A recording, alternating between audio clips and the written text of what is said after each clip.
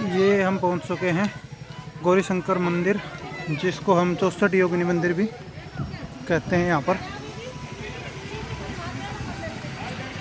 और ये राष्ट्रीय महत्व का स्मारक है, यहाँ पर भारतीय पुरातत्व सर्वेक्षण के अंडर में आता है। ये हम अपनी यात्रा को शुरू कर चुके हैं 64 योगिनी मंदिर में जाने के लिए। मंदिर तक पहुंचने के लिए 108 सीढ़ियाँ लगी हैं, जिनसे हम मंदिर तक पहुंचेंगे। और साइड में बहुत बड़े पेड़ हैं, जिसका दृश्य बहुत भी और भी अच्छा होता है।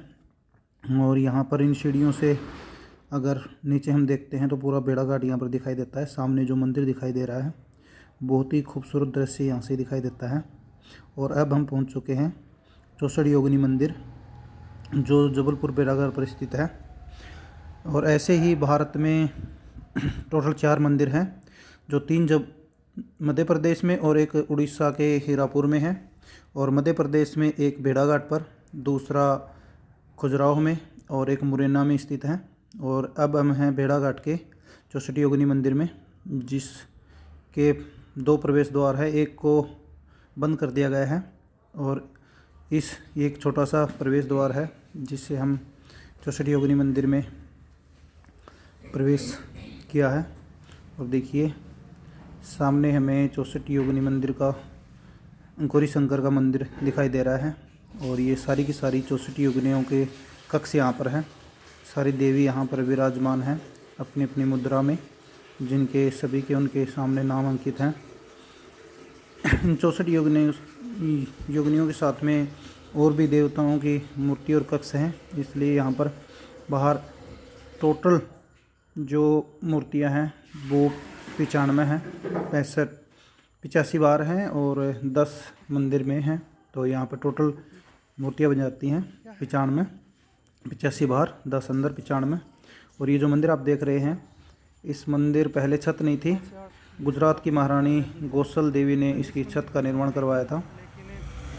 और देखने पर ये जो मंदिर है 7वीं 8वीं शताब्दी में बनाया गया मंदिर बताया जा रहा है।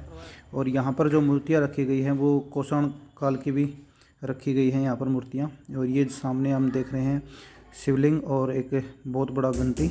और सीधी अगर हम मंदिर के गृह कक्ष में चले तो यहाँ की जो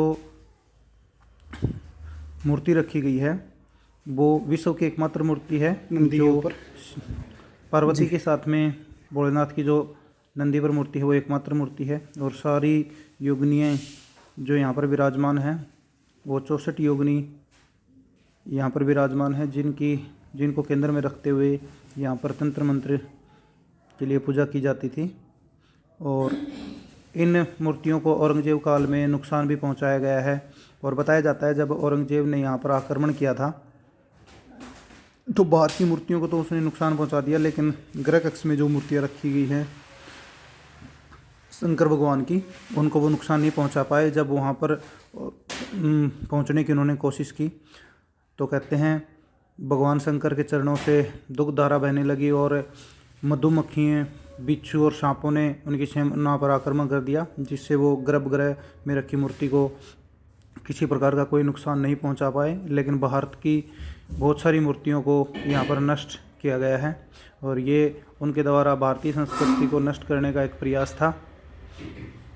यहाँ पर बताया जाता है गौसल विजय सिंह की माता जो गौसल देवी थी, उन्होंने 1185 से 1195 के बीच में यहाँ पर पूजाएं अर्चनाएं करती थी। और ये बहुत ही पौराणिक मंदिर है। यहाँ पर 1100 के कुछ प्रमाण मिलते हैं, लेकिन यहाँ के लोगों द्वारा बताया जाता है कि ये 7वीं 8वीं शताब्दी में बनाया गया मंदिर है। और इसमें गर्भगृह में एक दूसरी शताब्दी की कुषाणकालीन मूर्ति भी स्थापित है।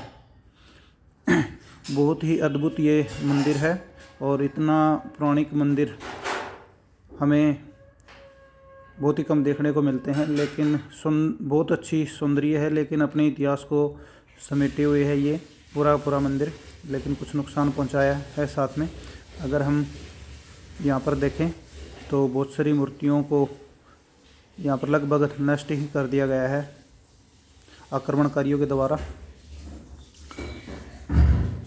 ऐसे ही मंदिर भारत में और भी हैं। अगर हम बाहर चलते हैं तो सामने जो आपको दिखाई दे रही है एक गुफा है जो यहाँ पर गोंड देवी दुर्गावती के महल तक जाती थी। मंदिर के चारों ओर घने जंगल हैं, जो ऊंचे ऊंचे पेड़ हैं। ये बाहर की परिक्रमा को अब बंद कर दिया गया है।